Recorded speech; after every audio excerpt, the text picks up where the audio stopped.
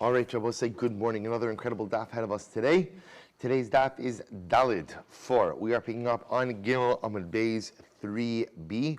We're picking up at the section that says Amos Kilayim. It's 2, 4, 6, 8, 10, 12, 14 lines up from the bottom. I want to begin by thanking our sponsors for this morning. Sure to thank our sponsors for the month of Av, Avram and Shane D. Kelman, for dedicating all the shiurim and drashos this month in the Zechus. The month of Av should be a month of incredible simcha and the rebuilt Beis HaMikdash. We thank our Daf Yomi sponsors, Jeff and Sherry Venick, Stephen and Holly Venick, for dedicating this first parak of Eruvin in memory of their father Herman Venick, Chano Yisrael ben Ruvain. We thank our Week of Learning sponsors, Howard and Aileen Friedman, in dedicating the shiurim this week in memory of Howard's mother, Tilla Bas Chaim. We also thank our Week of Learning sponsors, Ira and Miriam Grossman, dedicated the learning this week in the merit of a refuah shalema for all those in need. We also thank our Day of Learning sponsors, Seth and Rachel Rotenberg, in memory of Seth's father, Zev ben Chaim Shmuel, and Rachel's father, Rabbi Yisrael Azriel ben Rav Avram Yitzchak. We thank our Day of Learning sponsor, Yaakov and Ruth Gordon, in memory of their beloved son, David Menachem ben Yaakov Leib, on the occasion of his 6th yard site. We hope that in the merit of our Talmud Torah, all of the neshamas will have an aliyah, the families in Nechama, and all those who require a refuah will have one together with Kol Cholei Yisrael. And Abba, with that, let us begin. So remember, we began really the fascinating discussion yesterday regarding Amos. Amos, right? And again, we saw Abaye's statement, and Abaye said that when it comes to the Amos used for measuring sukkah and for measuring mavui, we use an amma that is made up of 5 tfachim. But when it comes, however, to when it comes to an amma of kilayim, which we're going to see right now, we use an amma of 6 tfachim. So this is the shita of Abaye. Amos comes in different sizes for different circumstances. Sukkah mavui 5 tfachim, Kilayim 6 tfachim. What's the case of kilayim? So it's actually quite interesting. So Amos kilayim ba'amas ba'shish l'mayilcha. So what does that mean when you say that the amma of kilayim is an amma that is made up of 6 tfachim? Lekarachas hakerem v'limchol hakerem. So we'll say literally it means like karachas means like a bald spot in the vineyard, and limchol for the pathway in the vineyard. Now we'll say, so we're going to see what this refers to as follows. If you have a vineyard, we know that the halach of klaya kerem is that you cannot go ahead and plant wheat, grain, or vegetables within a vineyard, as that constitutes forbidden mixtures. However, if you have a certain amount of space in between the vines and whatever else you want to plant, and technically speaking, that is mutter.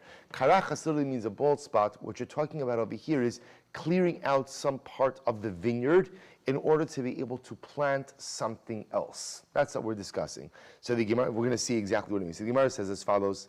So disnan karachas hakerem. When it comes to clearing out, we're going to explain this by so when it comes to clearing out an area of the vineyard in order to plant something else. Beis Shammai omrim esrim v'arba amos. Beis Shammai says, in fact, you need a space of 24 amos. 24 amos. Then we'll say, the way that actually works in Beis Shammai's model is, he's assuming that the area in which you want to plant something else itself is 16 amos wide, plus, again, you always need 4 amos on the side, meaning as like a pathway by the vines, in order to be able to work by the vine area. So if you can imagine, you have a strip of 4, 16, another strip of 4. That's Beis Shammai's shita. That's halacha l'may says when he says 24 amos would be the amount of space that you need in order to plant something else directly in the middle of the vineyard. Beis Shammai omrim sheishes amos. Beis Shammai says no, 16 amos is enough. Both say so. Beis Hillel agrees with the same 4 and 4. You always need a strip of 4 amos by each side of the vineyard in order to be able to use to work the vines, and then the remaining space in the middle could be used for something else. So the Gemara says, umachol hakerem. What's the case? No, we'll say now, machol hakerem literally means a path in the vineyard. What does that refer to? So Beis Shammai omrim sheishes amos. Beis Shammai says that's 16 amos. So Beis Hillel omrim shtein esrei amos. Beis Hillel says it's 12 amos. Say Ezi karachas hakerem. So now let's define the cases. Ezi karachas hakerem. We'll say what is the case of karachas hakerem? Kerem shecharav emtsaiso. It is a kerem It is a vineyard literally whose middle has been destroyed. Now, when we say the middle has been destroyed, why has it been destroyed?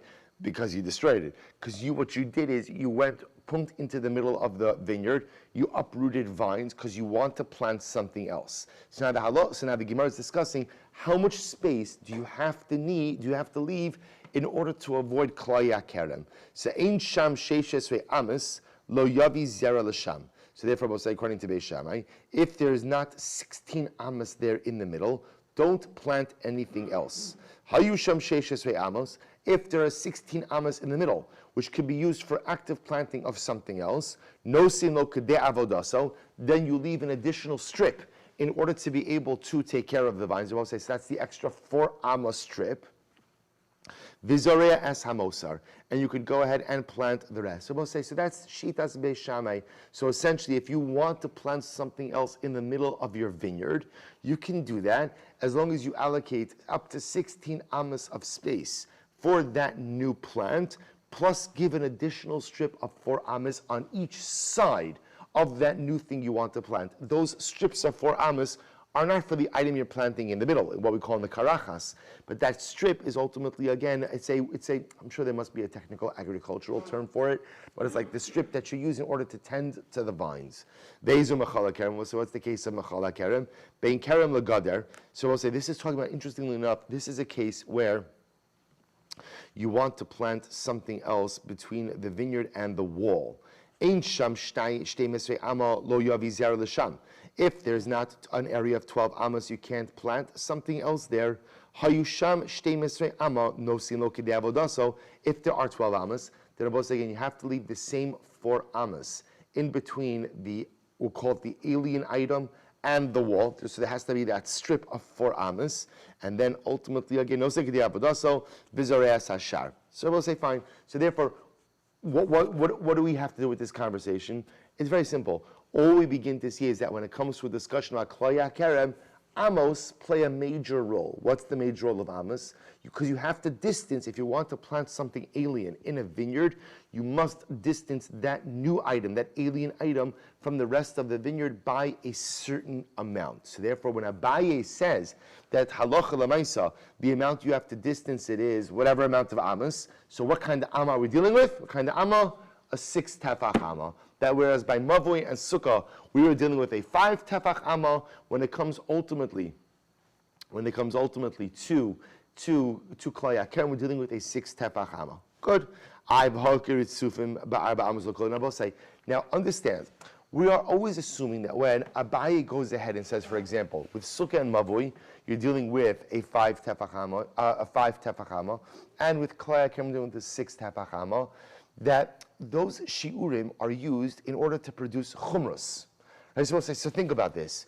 It's more machmir to use a 6 tefach amma by klai hakerem than a 5 tefach amma. Why? Because a 6 tefach amma requires more space. Remember again, essentially, leaving aside the machlokes v'sham v'sila, what does everybody agree on? That if you want to plant something else in your vineyard, you must leave space. You must leave space. So if you tell me then that I have to deal with a 6 tefach amma instead of a 5 tefach amma, then halacha l'maisa, that's much more space. So fine. So I understand it's a chumrah, but it also results in a kula. What's the kula? Vayker ritzufim ba'arba amos dila kula. So we'll say, what about the following situation? Ritzufim, I will say, means if you have vines, that normally vines or rows of vines would themselves be distanced by dalet amos from each other. In other words, in a regular vineyard, you would place a distance between the rows of vines. Ritzufim are cases, ultimately, again, where the vines are planted in very close proximity to each other. Look at Rashi for just a moment. Vayker ritzufim. Gefandim ritzufim shesamchuha shur l'shur yoser mashenasnu chacham shir shem ein bein shur l'shur dalet amos Eino kerem, holo ve'eino kol tzarach, holo hiloch agala, mutar lizra b'kulan. Reb Sheva hanach amos asya milsa de Rav Nachman l'kula, di'ika dalet amos ketanas amrinan eino kerem ad di'ika gidolos. So as I say, interestingly enough, if there's not dalet amos in between the rows of the vine, of the vineyard, then halacha l'mais, it doesn't have the din of a kerem. So I'll say, this is actually quite interesting, that you would think that the definition of a vineyard is what? A place that has vines, right? So interesting, no, in halacha, the definition of a vineyard is a place that has vines that are properly spaced and properly planted. And the way it works is that each row has to have at least dalet amas in between them so that you could work each row. If there's not sufficient space, that's not called a vineyard. They will say if that's not called a vineyard, that means again it's not called a kerem. If it's not a kerem, then it's not governed by a lot of the halachos that have to do with a vineyard. So we'll say if that's the case in this situation, then if you end up using a 6 tefach amal, that could actually create a kula, it actually creates a leniency. This non kerem hanatua pachos me arba amos. If you have a vineyard that is planted and there's less than dalet amas in between each row of vines, Reb Shimon Omer eino kerem. Reb Shimon says it's not a vineyard. The Chachamim Omrim Kerem. The Chachamim say it is a vineyard. The Roanes Ha'imsoim Ki'ilu Einam. We'll say in the Chachamim's model, they just say that halachically we view the interfering vines as if they're not there. In other words, when there's overplanting in the vineyard, we just kind of simply view it as if the middle row is not there, giving sufficient space between the outer rows. The Gemara says, so I'll say, so ultimately, again, if you use a 6 tefach amal in this type of scenario, so then halacha l'maisa, that creates a leniency, not a stringency, to which the Gemara says, okay, kirabonim da'amri havi kerem. So it could be that when we say that you use a 6 tefach amal in all cases, and that creates a chumrah, it's like the Rabbanon who say that even in an overplanted vineyard, halacha l'maisa, it's still a vineyard. V'bayis, the other possibility is, v'bayis, li'olam Rabbi Shimon, v'rov amos kamar. Or Rabbi say what it can mean is as follows: that halacha l'maisa, when we employ a certain type of amma in a particular scenario in order to be machmir, we understand that it's not going to be machmir in every single case, but it's going to be machmir in the majority of cases. So we use, Abaye says, we use a 6 tefach amma in the case of klal yakerem, because in most scenarios of klal yakerem, a 6 tefach amma will yield a chumrah, will yield a stringency. But we recognize that there may be a case where it yields a leniency, but that's fine. And that's, by the way, the answer that the Gemara is given in every single situation so far. So we'll say, so this is Shitas Abaye. This is Shitas Abaye. So Halacha Mais Abaye says, 5 tefach amal by Mavoy and Sukkah, 6 tefach amal by Klal Yakerem. But Rava, Mishmei Rav Nachman Amar, Rava disagrees and he says, no, Kol Amos ba'ama ba'shisha. No, we always use a 6 tefach amal. There's always a 6 tefach amal. There's no 5 tefach amal. So what's the distinction? Ella halalu shochagos v'halalu atzavos. So we'll say, but what's the difference? See, interestingly enough, remember again. So what's a tefach? Right? So a tefach is the size of a fist. So when you make a fist, there are 2 ways you can make a fist. You could make a tightly clenched fist, or you can make a looser fist.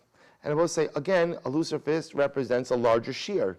So Rava, interestingly enough, says, an amma is always 6 tefachim. An amma is always 6 tefachim. The difference just is that sometimes it's made with a clench. It's what's called a tight amma, and sometimes it's a loose amma, or I should say, tight tefachim or loose tefachim. Look at Rashi. Halalu shochagos. Amos kilayim modedin bitfachim gidolim v'shal soko mavoy atzavos u'mitzumtzamos l'chumra.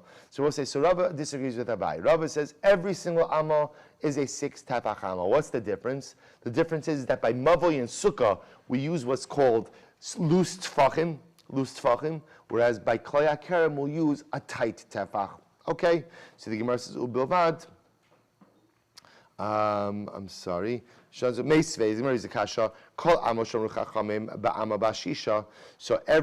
the Chacham spoke about an amma, an amma is always made up of 6 tefachim, ubilvad, top of dalid. Ubilvad shelo yehei mechuvanos. As long as what? Now what it literally means is, as long as the amos are not exact. Now, what does that mean, the amos are not exact? So bishlama l'rava. So we'll say, so again, that price makes sense according to Rava, because what did Rava say? Halacha l'maisa. So an amma is always 6 tefachim. Always 6 tefachim. What's the only distinction? Sometimes it's a tight amma, sometimes it's a loose amma. So good. So then the price makes sense. Every time the Chacham spoke about an amma, it's always 6 tefachim. Just it shouldn't be mechuvanos, means it shouldn't be exact, which means that although the amma is always 6 tefachim, it's not always the same 6 tefachim. That makes sense. El Abaye kasha. I will say, but according to Abaye, this price is problematic. What did Abaye say? Abaye said that when it comes to the amma of mavoy and sukkah, it's a 5 tefach amma, and when it comes to the amma of klai kerem, it's a 6 tefach amma. So what does Abaye do with this brisa? Amar lecha Abaye, ema amas kilayim ba'amas bashisha. So Abaye will say as follows. Look at Rashi just a moment. Third line down in Rashi. Ema amas kilayim ba'ama bashisha. Vachi kamar kol amushon bekilayim ba'ama bashisha. Obilvat shelo yihu michuvanos mitzumtzamos ela gidolos bitfachayim shochakos. So ultimately, again, Abaye says that this statement dafka refers to klai kerem. That halacha lemaisa, when Chazal said, look at Rashi, whenever Chazal spoke about an amma by kilayim, that's always referring to an amma that is made up of 6 tfachim, and not only is it made up of 6 tfachim, but what? A loose 6 tfachim. A loose 6 tfachim. So therefore, Abaye Dafka understands that brisa as solely referring to klai kerem. So the Gemara said, "V'hamid diktani seifa Reb Shimon Gamliel Omer kol amos sharon chachamim b'kilayim ba'ama bashisha." But yet, the end of that brisa speaks that Reb Shimon Gamliel. Reb Shimon Gamliel says that all amos that Chazal spoke about by kilayim are an amma of 6 tfachim, or bilvad shelo yihu mitzumtzamos. And Reb Shimon Gamliel says, when we speak about the amma of klai kerem being 6 tfachim, not only is it 6 tfachim, but it's 6 loose tfachim.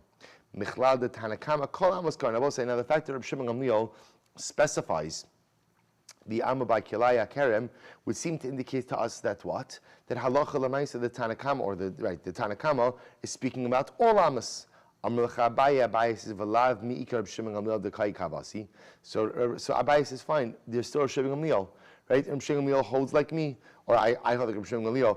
Ana de'amrik Reb Shimon Gamliel. I hold like Reb Shimon Gamliel. So therefore I will say, so halacha lemaisa, what comes out is as follows. It turns out, as we're going to see, that there's a fundamental machlokes. Say I have Abaye who says that the amma of mavui and sukkah is an amma of 5 tfachim. The amma of kilaya kerem is 6 tfachim. And the amma of kilayim kerem is 6 tfachim. And what type of tfachim? So what we'll call tfachim shochakos, loose tfachim. And it appears that Reb Shimon Gamliel holds that same view. Rava, on the other hand, holds that halacha lemaisa, every amma is always a 6 tefach amma. So what's the difference? The difference just is that by mavui and sukkah, it's a tight amma or a tight tefach, and by klai kerem, it is a loose tefach. Says the Gemara. So ula Abaye vaday tanoihi. So what's according to Abaye? This is a machlokes tanaim. So what's according to Abaye? The size of an amma is a machlokes tanaim. You have Reb Shimon Gamliel who says that ultimately sukkah mavui 5, klai kerem 6, and by klai kerem not any 6, but ultimately a loose 6. But according to Rava, I will say that's not the case. Well, let's see. The Rava milema tanoihi. According to Rava, is this a machlokes tanaim? Amar lecha Rava Reb Shimon Gamliel ha'asal hashma'inan amas kilayim lo yitzamsim. So ultimately, again, Rava comes along and says that Reb Shimon Gamliel is not coming to lodge a different opinion, but rather Reb Shimon Gamliel is coming to tell us that in the amma of kilayim, it should be a loose amma. Should be a loose amma. Look at Rashi. Ha'asal shminon amas kam lo yitzam. I'm saying the ferushe milsa the tanakama hu da'asa v'lo l'mi'ute shar amas bashisha. So both say, here's what's interesting. The machlokes Abaye and Rava is how to understand Reb Shimon Gamliel in the brisa. According to Abaye, Reb Shimon Gamliel argues on the Tanakama. That's whereas the Tanakama says, again, for Mavui and Sukkah, 5 tefach amma, for Kilai HaKerem, 6 tefach amma. Reb Shimon Gamliel says, I'm sorry, just the opposite. Whereas the Tanakama will say 6 tefach amma for everything, Reb Shimon Gamliel comes along and disagrees and says 5 tefach amma for Mavui and Sukkah, and loose 6 tefach amma for Kilai HaKerem. According to Rava, Reb Shimon Gamliel is not coming to disagree. Reb Shimon Gamliel is just coming to expound that the Tanakama also agrees that halacha lemaisa everything is governed by a 6 tefach amma, and by klai kerem it's a loose 6 tefach amma. V'leima amas kilayim lo yitzamtzem ba'ama bashisha lemi'ute mai. So we'll say therefore when he says that amas kilayim should not be exact, when it's speaking about an amma bas shisha tefachim, what does that come to exclude? Lav lemi'ute amas sukkah va'amas mavui. So we'll say again, the Pashtus of Shimon Gamliel says this, is this not coming to exclude the case of mavui and sukkah? To which the Gemara says, lo, lemi'ute amma yisod v'ama sove. We'll say, watch this. So according to Rava, Rava understands that Reb Shimon Gamliel's statement is actually coming to exclude a different Amma. That there is, Reb Shimon Gamliel would agree, there is an Amma that is made up of 5 Tfachim and not 6 Tfachim. Which Amos are made up of 5 Tfachim and not 6 Tfachim? Ultimately, again, the Amma of the Yesod and the Sovev. So I will say, so the Yesod, remember, the Mizbeach was made up of essentially 3 different levels. I'll send you a picture out of this afterwards. So the Yesod was a large base platform.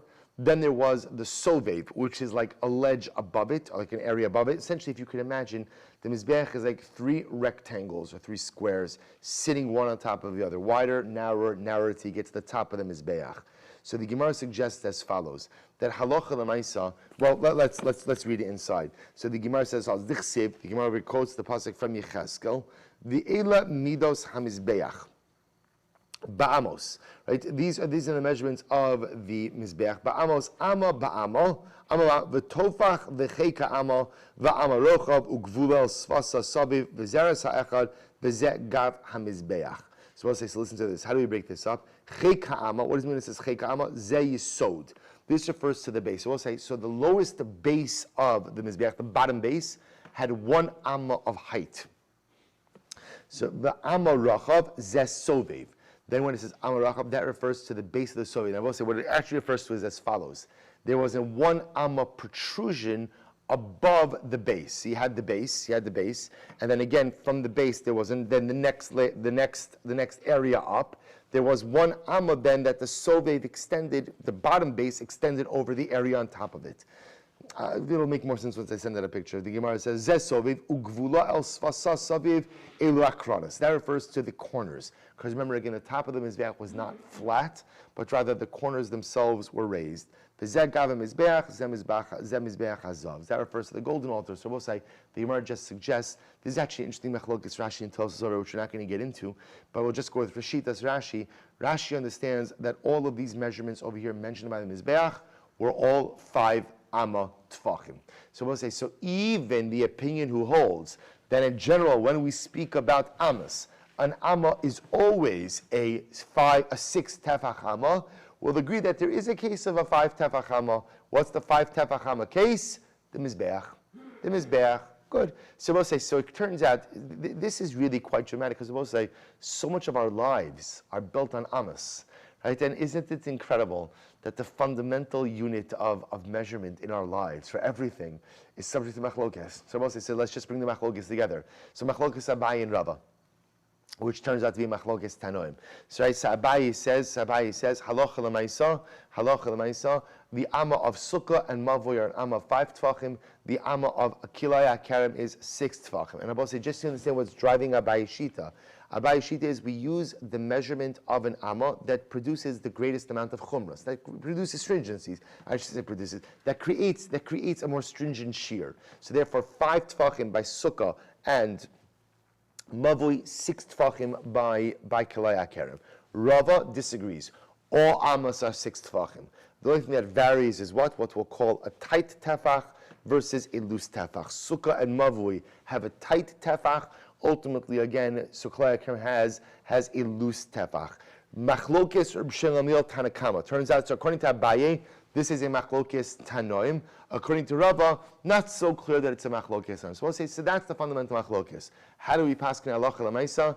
Let's say we paskin like Rava, that all Ammas are 6 tefach Ammas. Now, the interesting discussion about whether or not they're shochakos or atzavos, if they're tight tefachim or not tight tefachim, so that sometimes is a little bit dependent. But l'maisa, halacha l'maisa, like for Hilchos Shabbos, for Hilchos Sukkah, for Hilchos Klaya Kerem, and that's, so you could even see even in the Ein Mishpat on Gimel Amud Beis by Os Yud Beis, you could see over here that he quotes over here. This is in Yardeh, which is the halachos of Klaya Kerem, and in Orach Chaim, the halachos of Shabbos and the halachos of Sukkah. In all of these cases, we paskin like Rava that a tefach, that an Amma is made up of 6 tefachim. Beautiful. Now, boss, we come to a great sugya, a really incredible sugya. I want to share with you something. Okay, so listen to this. So the Gemara says as follows. The Gemara says, Amar Reb Chiya bar Ashi Amar Rav. Well, it's a very exciting Gemara. Shiurin, so we'll say the reason why these are exciting, every Gemara is exciting, but the reason why these are also very exciting Gemaras is because these are like very sodistic Gemaras, fundamental concepts that we all know, but now we have an opportunity to kind of really grapple and delve into them more. So Rabbi Chia bar Ashi said in the name of Rav, Shiurin, Chatzitzin, Umechitzin, Halacha l'Moshe Mitzin. You know this is going to be good, right? So Shiurin, we'll say Shir means a shear. Okay, we don't know what Shir means yet. Shiurin. So shiurin chatzitzin. Chatzitz are interpositions, right? Things that go ahead and serve as a barrier, ultimately for tefillah, for immersion in mikvah. Umechitzin and mechitzas. So mechitzin are mechitzas, right? Partitions. All of these are halacha l'Moshe misinai. So I'll say. So what does this mean? What does this mean? So here we go. The Gemara says as follows. So shiurin daraisa hu dichsev. We'll say, where do we learn out the concept of shiurin? Where do we learn out the concept of shiurim? So the Gemara says, Eretz chita usaora gefen te'ina v'rimon erez eshaman udvash. So this is actually quite dramatic. Where do we learn out the concept of shiurim? From the Shiva Saminim. Last week's parasha. Right? Last year, so learn out the concept of shiurim, ultimately again from the 7 species with which Eretz Yisrael is blessed. So we'll say, what does this mean? But Amr Rav Chanan, this is great Gemara. Kala pasuk hazel shiurim ne'amar. This entire pasuk is here to teach us shiurim. How so? Watch this. Chita. What do I learn from chita? Chita is wheat. What do I learn from chita? Lechidis nan. Hanichnas labayis hamenuga. The kelev al kseifa. Listen to this. You walk into a home that is afflicted with tsaras. So what's the halacha? If you walk in, and your utensils, right, which means let's say your clothing is folded on your shoulder. So we'll say, so let's say, imagine, you might still be fully clothed, but let's say, again, you walk in, you have a pair of pants that's folded on your shoulder, right? Folded on your shoulder. This sandala v'taba osav biadav, and I'm holding my shoes, and I'm holding my rings. What's the halacha? Hu vehem temeim miyad. So we'll say, in that moment, both my person, my body, as well as the clothing that I am carrying, become tummy instantaneously. Rabbi says, so just let's understand what's happening over here. So when you walk into a home that is afflicted with saras, you acquire tumas aguf, bodily tumah, immediately. What the Gemara is now teaching me is, if I'm not wearing my clothing, but I'm holding my clothing, then my clothing becomes tummy instantaneously as well. Look at Rashi for just a moment. Rashi says, Kelev al kseifa v'sandal b'tavos b'yadav she'ina milubashin bo derech malbush dumya dekelev al kseifa hu v'hein tmei miyad she'af hein boin al abayis uksev v'haba al abayis. We'll say, so the pasuk says v'haba al abayis el habayis kol yemei hiskir oso yitma ada erev. So the pasuk says, if you walk into a house that is afflicted with saras, you become tummy immediately. So therefore, again, my body becomes tummy immediately no matter what. I have tumas aguf. And if I'm holding my clothing as opposed to wearing my clothing, then halacha l'maisa, my clothing becomes tamei immediately. Okay, now, but watch this. However, let's say I'm wearing my clothing normally, so I'm not clearing any clothing, I'm just wearing things normally. What's the halacha? Hu tamei miyad, v'hein tohorin ad sheyishe b'chtei achilas pras. We'll see, now watch this. If, however, halacha l'maisa, I walk in wearing my clothing, my body always becomes instantaneously tamei. But if I'm wearing my clothing doesn't become tamei immediately. My clothing only becomes tamei if I tarry or linger in the home for some amount of time. And how much time do you have to linger in the home? Watch this. The amount of time, bichdei achilas pras. The amount of time that we'll say pras for our purposes now literally means a half a loaf. If you linger in the home for the amount of time that it takes to eat half a loaf of bread. And what kind of bread? Paschitin, wheat bread, v'lo pasorin, not barley bread. Mesav va'olcha b'liftan. The amount of time that it will take you to eat half a loaf of bread, wheat bread, reclining with relish, with some type of condiment. Look at Rashi for just a moment. This is really very interesting halacha. Hayalavush kelev v'chein kulam derech levishasan kriyim begadav v'betilin etzlo ksiv va'ocha b'bayis yichabeses begadav v'dashinim v'taras kanim mikra da'hay ocha lav achila namish ela shiyishek dei shir achila u'bebiyah b'lo shia in matab begadav. So therefore, I will say the pasuk says va'ocha b'bayis yichabeses begadav. If a person eats in the house, right, a house afflicted with tzaras, he'll have to launder. Launder, of course, means purify his clothing. So Chazal understand that when it says he's going to eat in the house, eating doesn't literally mean eating. What does eating mean? Eating means the amount of time it takes to eat. So how much time do you have to linger inside of a home in order for the clothing that you're wearing in order to become tameh? Enough time to eat a half a loaf of chita, wheat bread, reclining with a condiment, with a relish. So Rashi says, pras is daled beitzim, skip down a little bit. Paschitin ein shaba ke pas oren. So we'll say, so apparently, you could eat wheat bread faster than you could eat barley bread. I guess it goes down a little bit easier. So we'll say, this you should know, this is the shir of kidei achilas pras. This shir is very important for us, also in halacha. You have to eat matzah b'chdei achilas pras. If you're eating on Yom Kippur, a person has to eat on Yom Kippur. We try to span it out beyond b'chdei achilas pras. Okay, but in any event, the Gemara says, so we'll say, this is what we learn now from the word chita. This is what we learn from the word chita. Right, so from chita, I learned that what? That Allah Lamaisa, clothing becomes tameh if you remain in a home afflicted with tzaras. Clothing becomes tameh if you wait there, the amount of time it takes to eat a half a loaf of wheat bread. Okay, what I learned from Sa'ora, or I learned from barley. So from Sa'ora I learned that what? That if you have a bone fragment the size of a kernel of barley, it is mitame b'mago b'masa. If you touch that bone fragment, if you carry that bone fragment, ultimately again you will become tamei. However, ein mitame ba'ohel. But Allah says such a small bone fragment does not convey tumas ohel. Does not convey tumas ohel. Fine. Tumas ohel means being under the same roof, of course, as a corpse. It doesn't convey corpse tuma under. So that's what I learned from Sa'ora. Next, Geffen. What I learned from Geffen? Kedei revi'as yayin l'nazir. So we'll say from Geffen I learned that for a nazir, if a nazir drinks a revi'as of wine, ultimately again he is going to get the malchus. Beautiful. I mean, not for him, but for us. So the Gemara says, Amud Beis, Te'ina. What I learned from Te'ina, from fig, Bikigrogeres lotza b'Shabbos. So we'll say, so Te'ina teaches me that Allah Lamaisa, how much of a food item do you have to carry in order to be chayiv for Otzah on Shabbos? The size of a dried fig. Rashi says, Grogeres hi Te'ina yevesha uba shi'uro kol ochel adam le'inyan hotzaz b'Shabbos. Fine. Rimon. One from Rimon. Kedesnan called klei balibatim shiurim karimon. Also, we've seen this halacha many times. A kli, if it becomes tameh, retains its tumah status until it loses its functionality as a kli. And when does a kli lose its functionality? When it has a hole that is so big that halacha lamaisa, you can't even contain pomegranates in it. It was really very interesting about human nature. If I have a utensil, let's say I have a utensil that was a receptacle, a grape bowl, and then it develops a hole. So okay, I can't use it for grapes, I'll use it for figs. And then if the hole gets bigger, I'll use it for apples. And after it gets bigger, I'll use it for whatever. But after it gets to a certain size, you can no longer go ahead and use it anymore. So if you have a utensil that has a hole the size of a pomegranate, at that point in time, it's just simply no longer usable. That's a rimon. Good. Zeis shemen.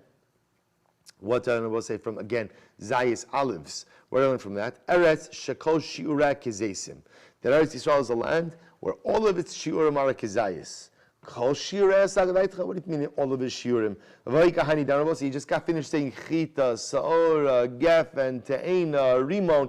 You just gave a whole bunch of different shiurim. So what do you mean the land, all of its shiurim is a kezayis? Rather, the Gemara says, no. Ela ema eretz sherov shiureha kezesim. So we'll say the truth is, in general, the shear, especially for food-related items, is usually a kizayis. The majority of items have a shear of kizayis. These shiurim that we're mentioning are more the outliers. Devash, what I learned from Devash, I will say, understand, of course, that when we speak about honey in the context of Eretz Yisrael, Rashi points out, honey for Eretz Yisrael is date honey. It is not bee honey, it's date honey. So what I learned from Devash, I will say from Devash, I learned that what? That halacha l'maisa for Yom Kippur, you're chayiv if you eat the size of a large date. It's interesting enough, the shear for achila on Yom Kippur, ultimately again is koseves gasa. Is ultimately again, so if you look at Rashi, he says over here, actually we don't have to get this Rashi, that's koseves gasa. So we'll say, so ultimately again, this is what we learn from the pasuk of the Shivas Haminim. So Shivas Haminim teaches us all of the shiurim for everything. V'tizbara, Shiur Michtav Ksivi. So the Gemara says, come on, right? The pasuk is talking about the 7 species of Eretz Yisrael. The pasuk is not talking about any of these shiurim. I mean, this is a riveting Gemara. But at the end of the day, does the pasuk really speak to these things? The Gemara says, you're right. In reality, all of these shiurim we just mentioned are all halacha l'Moshe misinai, but rather v'asmechinu rabbanon akroi. The rabbis just kind of it's called an asmachta, but a different kind of asmachta. Normally, when we say asmachta, it's an asmachta. You have a din de rabbanon, a rabbinic law, and the rabbis find a scriptural allusion for the rabbinic law. This is different. This is daraisa. All of these shiurim that we just mentioned are all daraisa, right? Because ultimately, again, these are halacha l'Moshe misinai. So again, all the Gemara is just simply saying is that halacha l'maisa is halacha l'maisa. These are halacha l'Moshe misinai, but Chazal found the scriptural allusion in the Torah. Quite beautiful. So I saw there's a magnificent idea by the Baal Shem Tov HaKadosh. The Baal Shem Tov says, listen to this. He says, "D'lemedim anomikan she'afa pi shalach ora pashtus inyan azay minim shenishtav chameres Yisrael hu peros greda v'zed davar gashmi." So listen to what Baal Shem Tov says. Now, the pasuk is talking about the fruits of Eretz Yisrael, and again, the pasuk is talking about the fact that Eretz Yisrael is blessed with beautiful gashmius, beautiful physicality. Again, I will say there's no deeper meaning to. We'll see. Eretz Chita Sorah is saying Eretz Yisrael has wheat, has barley, has fruit, has grapes, has wine, has oil, has everything, has honey. So, but what's the message? What are Chazal trying to convey to us? Amnam nirmaz b'gimara. Shekol hazayin minim inyanim ze ruchnius. See, what you're beginning to, what the Gemara is trying to highlight over here. Do you know what the beauty of Eretz Yisrael is? The beauty of Eretz Yisrael is that the gashmius is ruchnius also. That even that which is physical, by definition has an incredible dimension of spirituality as well. The kulam ba'u shekol zayin minim inyanim ze ruchnius. The kulam ba'u b'shila Torah ukidei lilmod mehem eshuri Torah v'zeh inyan peris shenishtab chabam Eretz Yisrael. We'll say, what does it mean that these are the peris, these are the fruits which Eretz Yisrael was blessed? It means, we'll say, what's the greatest challenge of life? What is the greatest challenge of life? The greatest challenge is the constant pull between ruchnius and gashmius. The constant pull between physicality and spirituality, between material and the spiritual. We spend our lives engaging in this battle. And sometimes we win, sometimes we lose. You know what the beauty of Eretz Yisrael is? The power of Eretz Yisrael is that the peiros of Eretz Yisrael themselves, which are gashmi, are endowed with ruchnius. So we'll say, where are you learning out some of the most pivotal halachas? Pivotal halachas from fruit, from something material. You are gleaning something so profoundly spiritual. So when Chazal tell us that the Zayin Minim are the Peros Shenishtabcha Bahem Eretz Yisrael, these are the fruits with which Eretz Yisrael was blessed. What's the blessing? I don't understand. We don't have grain or barley in America. You don't have fruit elsewhere in the world. No, what it means is that the fruit of Eretz Yisrael, that Gashmius, has an incredible dimension of Ruchnius as well. That's the power of Eretz Yisrael. You see what I will say? Everywhere else, it is our job to bring out the Ruchnius from the Gashmius. But in Eretz Yisrael, the fruits of Eretz Yisrael, by definition, are endowed with this additional dimension of holiness. It's there. V'haraya, Chazal learn out all of these incredible halachas from what? From the Peros Shenishtab Chabam Eretz Yisrael. Such an incredible insight. Good, let's go back to Chatzitzin Darai. So we'll say it's great Gemaras. So what does it mean when we say that it's Chatzitzin? So interpositions, things that go ahead and interfere with the tevilah. So Chatzitzin Darai Senenu Dichsiv V'rachatz es bisara b'mayim. The pasuk says he will wash his flesh in water. So we'll say, what do we learn from here? Shelo yehi davar chotzeitz bein bisar l'mayim. Ultimately, again, that there should be nothing that goes ahead and interposes or interrupts between your body and the water. No chatzitza. B'mayim, from the word b'mayim, I learned that what? B'mei mikvah, that you can't just immerse in any body of water. It has to be a mikvah. Kol b'sara, what does kol b'sara teach me?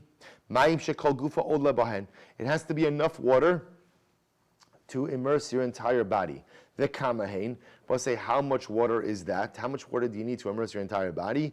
The Gemara says, Barom Gimel Amas. Ama Alam Barom Gimel Amas. 3 cubic amas. So I'll say 3 cubic amas, we normally translate as 40 sa'ah. 40 saw. So it's interesting of how much is 40 saw. Obviously, it's b'machlokas haposkim. For our purposes, we'll just go with an amount of 200 gallons. So 200 gallons ultimately, again, is the amount of water that you need in order to go ahead and have a proper mikvah that is capable of covering the entire body with water. Here we go. Mikvah mem saw. Good. So again, what the Gemara is saying over here is, I don't understand, why do I need a halacha l'Moshe Misinai? It's a pretty explicit pasuk. For achatzas bisara b'mayim, your flesh must come in contact with the water. There could be nothing that interposes it between your body and the water. So what's the halacha l'Moshe Misinai? Watch this. We'll say, where is the halacha l'Moshe Misinai necessary? L'sa'aro, for your hair.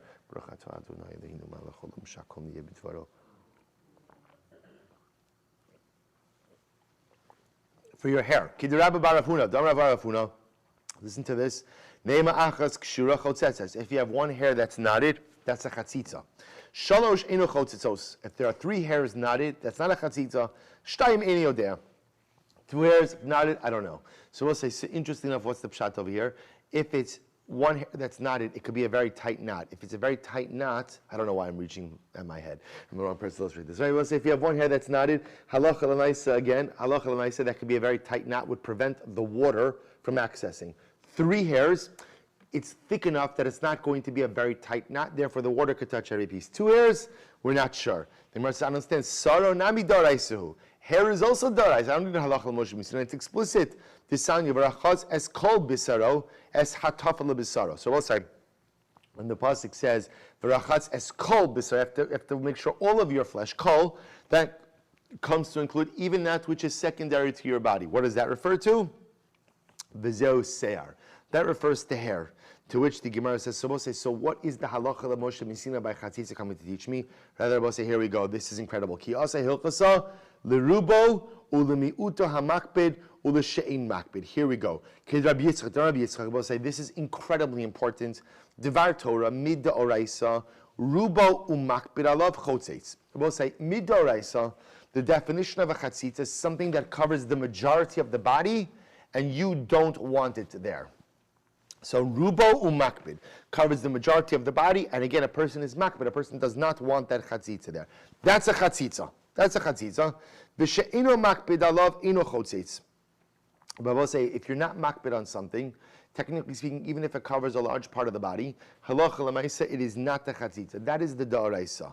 However, v'gazra al rubo she'ino makbid mishum ruba hamakbid. But Chazal said that halacha l'maisa, if something covers the majority of the body, even if you're not makbid, it's still going to be asr. It's still going to be problematic al chatzitza. And furthermore, they also said that if something even covers a very small part of the body, but you are makbid on that, we're going to go ahead and say that's problematic, lest it lead to a case of rubo hamakbid. So both I see here what's happening over here. Midda oraisa, the definition of a chatzitza has to satisfy 2 criteria: rov and makbid. Covers a large part of the body, and you are makbid, you don't want it there. Chazal essentially came along and said that if you have a chatzitza that satisfies either one of those 2 criteria, even rubo ve'eno makbid or miyot makbid, right? So even if something covers a large part of the body but you don't care about it, or it covers a small part of the body but you do care about it, those are considered to be chatzitzos as well.